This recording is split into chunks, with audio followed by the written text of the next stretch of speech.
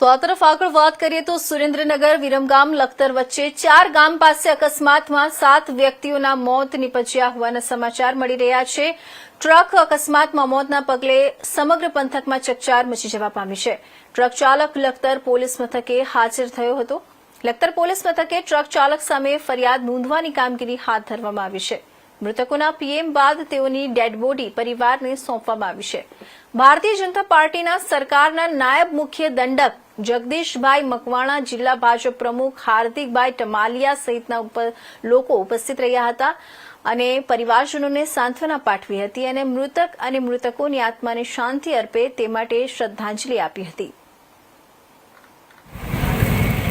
ખલાપુર ગામ પાસે વહેલી સવારે 1:30 વાગે એક ગમખ્વાર અકસ્માત થયો, જેમાં રાજકોટ જિલ્લાના ગઢકા ગામેથી પગપાળા નીકળેલો સંઘ સુરેન્દ્રનગર, લખતર, વિરમગામ તેથી દેકાવાડા અને મેરા સુધી જવાનો હતો, પણ જે વહેલી સવારે ડમ્ફર અને પાછળથી જે ગાડી આવી અને ચાલતા આ જે પદયાત્રિકો છે એમને જે ઉડાડ્યા ને એના કારણે 7 લોકોના સ્થળ ઉપર જ કમકમાટી ભર્યા મોત નીપજ્યા છે।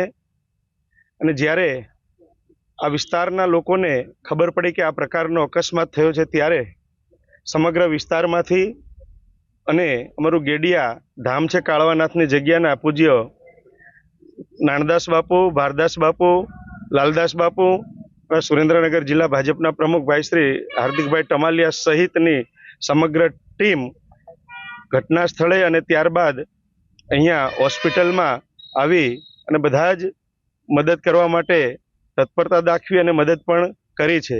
સરકારશ્રીનો, હોસ્પિટલનો સ્ટાફ, પોલીસ સ્ટાફ, રેવન્યુનો સ્ટાફ ખડે પગે રહી અને બધા જ પ્રકારની કાર્યવાહી પૂરી કરી અને પરિવારજનોને એ ડેડ બોડી પણ સોંપી છે। અમે પણ સરકારમાં જે મૃતક પરિવારને અને સહાય મળે એ માટે રજૂઆત કરવાના છીએ। મારા ગોપાલભાઈ મુંધવા, ભાઈ અર્જુનભાઈ ડાંગર સહિત સવારથી સતત બધાના સંપર્કમાં રહી અને જલ્દીથી આ પ્રક્રિયા પૂરી કરાવી છે। એક અકસ્માત એક દુઃખદ છે, જે પરિવારને ઉપર જે આફત આવી પડી છે એ પરિવારના જે સ્વજનો છે એમને પરમ કૃપાળુ પરમાત્મા એવી શક્તિ આપે, આજે આવેલું અસહ્ય દુઃખ એને સહન કરવાની શક્તિ આપે અને જે આ મૃત્યુ પામેલા મૃતાત્માઓ છે એમના આત્માની શાંતિ માટે પરમ કૃપાળુ પરમાત્માના ચરણોમાં પ્રાર્થના કરું છું અને પરિવારને